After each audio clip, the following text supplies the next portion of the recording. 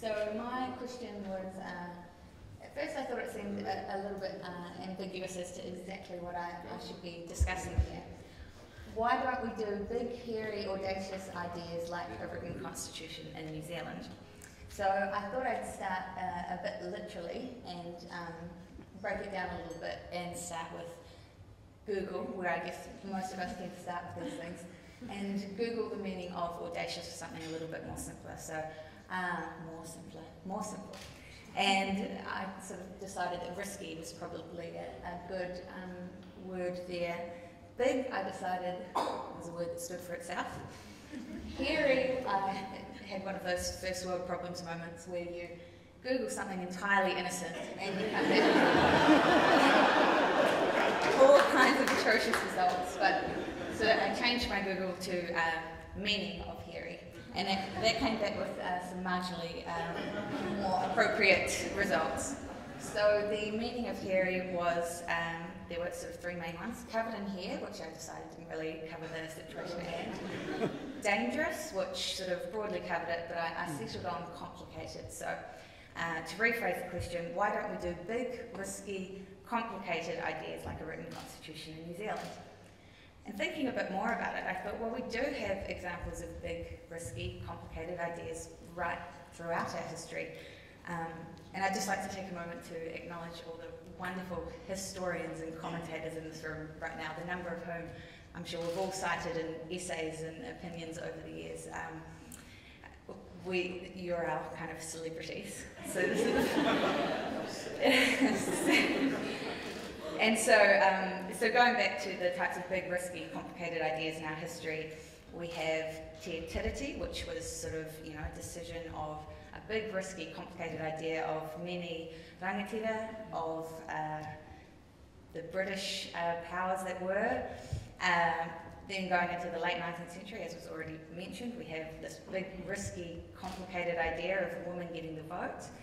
And so I guess whether these were good or bad is still up for debate, but I've sort of gathered them into both good and seemingly bad, and this is coming from today's experience. I've realised that lots of issues that I thought weren't contentious turn out to be very contentious, even among a bunch of young people with sort of similar educational backgrounds.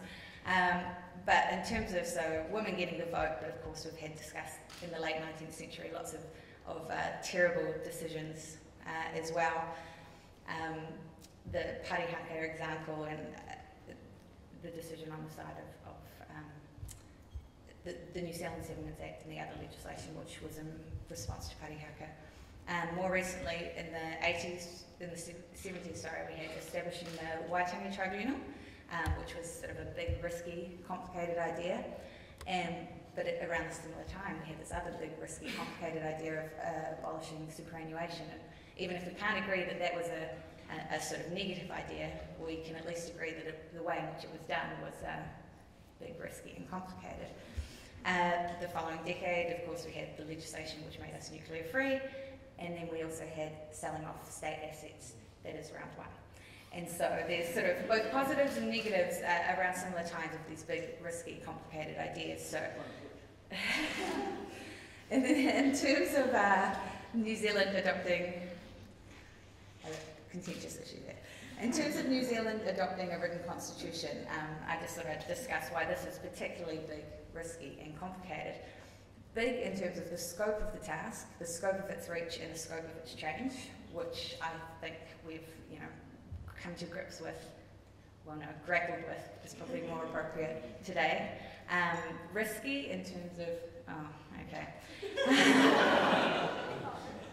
Anyway, big, risky, and complicated, and I think coming into this, I thought, as the constitutional review has been called for by sort of, a relatively small number of MPs, or at least a small party, I was thinking there's no real indication the government is very particularly thrilled about this, so whether or not it will go any further was questionable, but having heard from so many members of the panel and the sort of enthusiasm for it, I'm quite heartened at the idea that this big, hairy, audacious idea like a written constitution in particular is certainly a possibility.